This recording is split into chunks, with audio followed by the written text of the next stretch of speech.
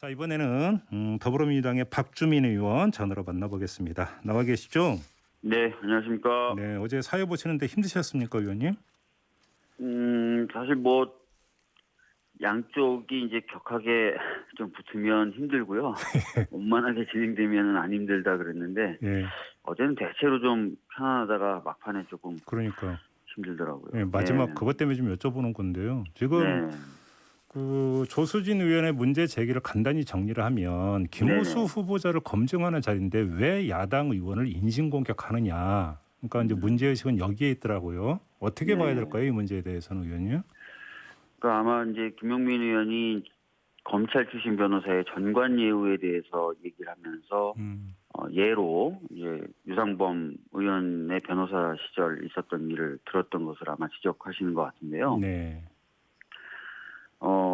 사실 이제 뭐 최근에 있었던 그리고 좀 보도됐었던 사례를 음, 찾다 보니까 그렇게 된 것 같아요. 사실 네, 정관예우라는 게 뭐 법조계에서는 횡행한다 많다라고 해도 막 보도가 될 정도로 이렇게 막 드러난 사례 결과적으로 음, 이런 건 또 많지는 않아서 음. 찾다 보니까 그렇게 된 것 아닌가 이렇게 생각합니다. 예. 그래요? 아무튼 조수진 의원의 이야기를 좀 간단히 정리를 하면 뭐 네. 속개도 가능한데 일단 이전부터 속개가 가능합니까?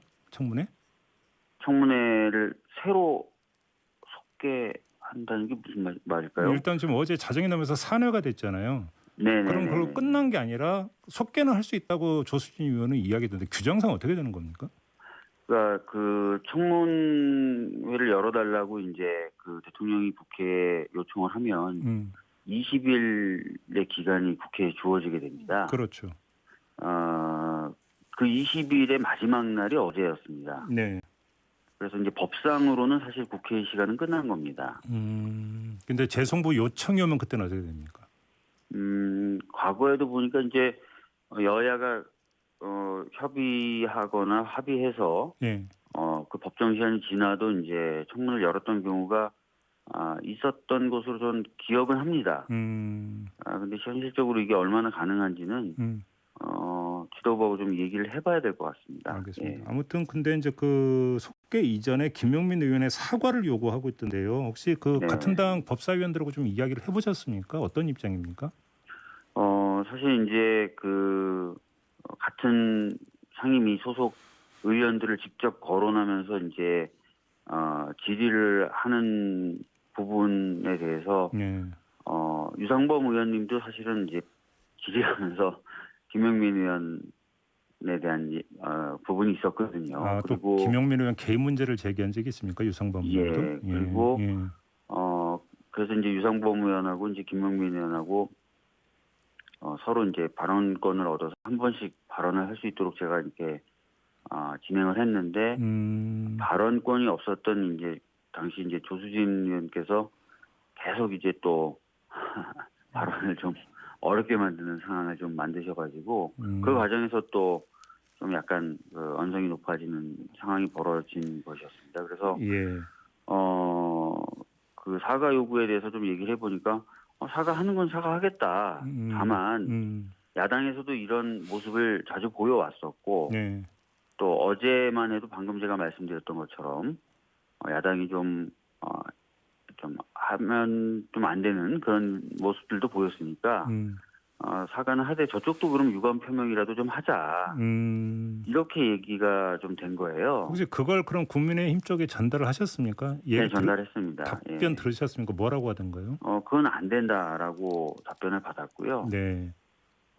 그래서 그거 가지고 한 2시간 반에서 3시간 정도 계속 좀 밀고 당기게 하다가 막판에는 이제 김도욱 간사님이 그러면 이제 김용민 의원이 사과하고 국민의힘에서는 이제 포괄적으로 간사가 유감 표명을 하겠다라는 음, 수정안이 왔는데 음, 그건 행위자 대 행위자가 하든지 하는 게 음, 맞지 그건 안 음. 맞는다라고 얘기한 겁니다. 아, 근데 제가 진짜 드리고 싶은 말씀은 뭐냐면요. 예.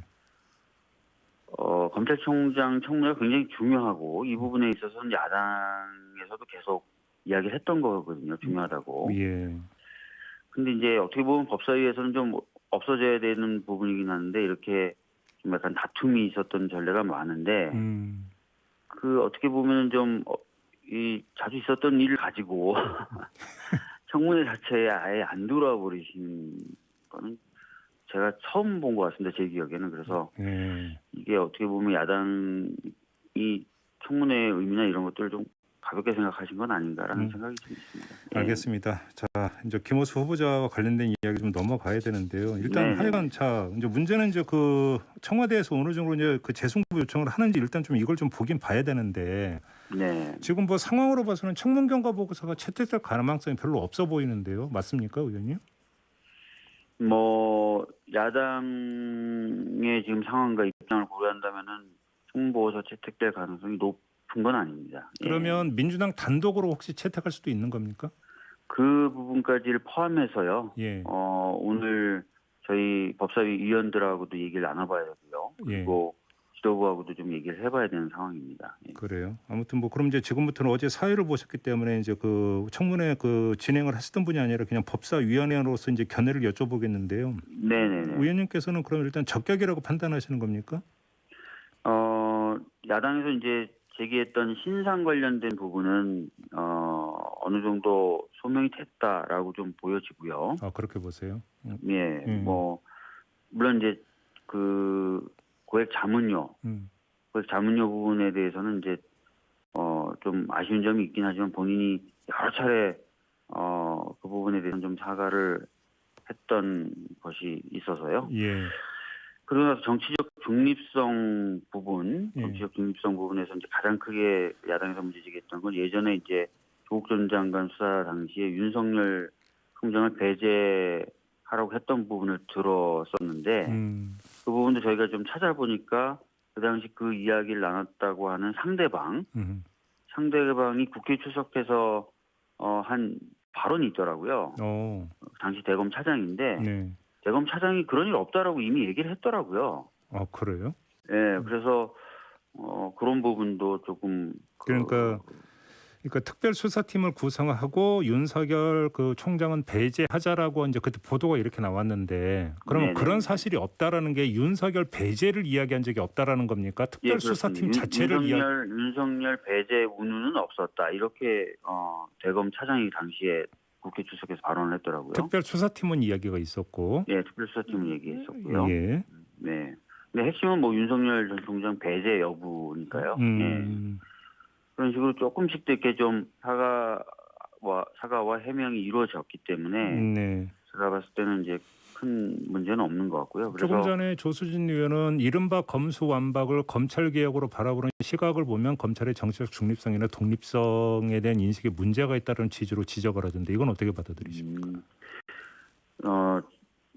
사실 이제 수사권 기소권 분리는 제가 전에도 여러 차례 말씀드렸지만 굉장히 오랫동안 논의되었던 검찰 개혁의 원칙적 방향입니다. 예.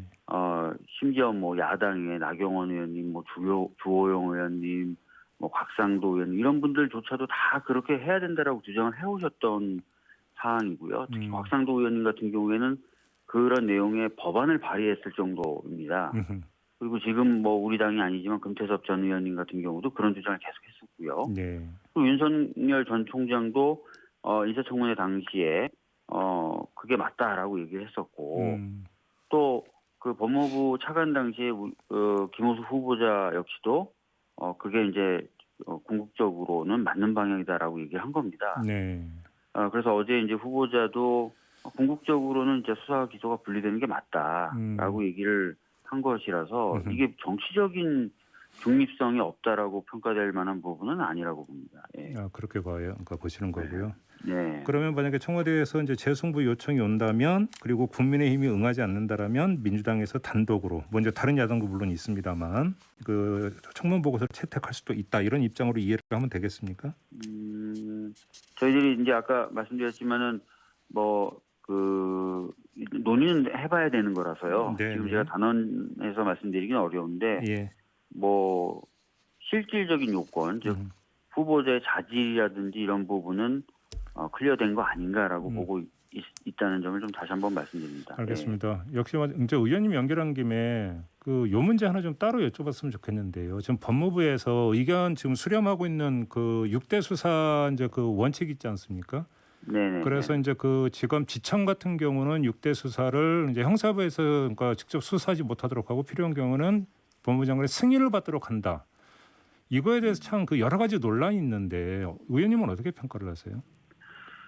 그 사실은 이제 직접 수사 또는 인지 수사 이런 부분을 줄여 나가려고 해왔던 역사가 꽤 됩니다. 꽤 네. 되고요. 예. 그래서 이제 윤석열 전 총장 당시에도 직접 수사 부서나 이런 것들을 좀 줄이고 하는 작업들을 했었어요. 예. 뭐 문무일 전 총장 당시에도 그렇고요. 음. 그런 작업의 일환이라고 좀 보시면 될 것 같고요. 특히 그 형사소송법 개정이라든지 검찰청법 개정으로 검경 수사권 조정이 1차적으로 이루어졌지 않습니까? 예.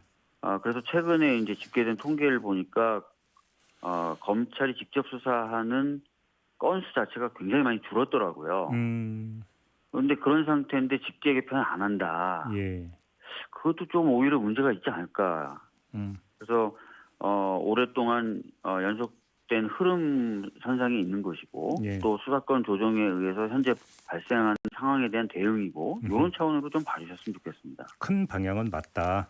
그다음에 네. 거기서 이제 부분적으로 나올 수 있는 실행 과정에서 약간의 문제가 있더라도 큰 방향은 맞다 이런 입장이신 거죠? 네네. 정리하면. 그리고 지금 의견 수렴하고 있으니까요. 네네. 의견 수렴 과정에서 뭐 좋은 의견들이 많이 나온다면 그런 것들도 반영될 수 있지 않겠습니까? 네. 알겠습니다. 자, 오늘 이야기 이렇게 마무리하도록 하겠습니다. 고맙습니다, 의원님. 예, 감사합니다. 네, 국회 법제사법위원회 여당 간사를 맡고 있는 박주민 더불어민주당 의원이었습니다.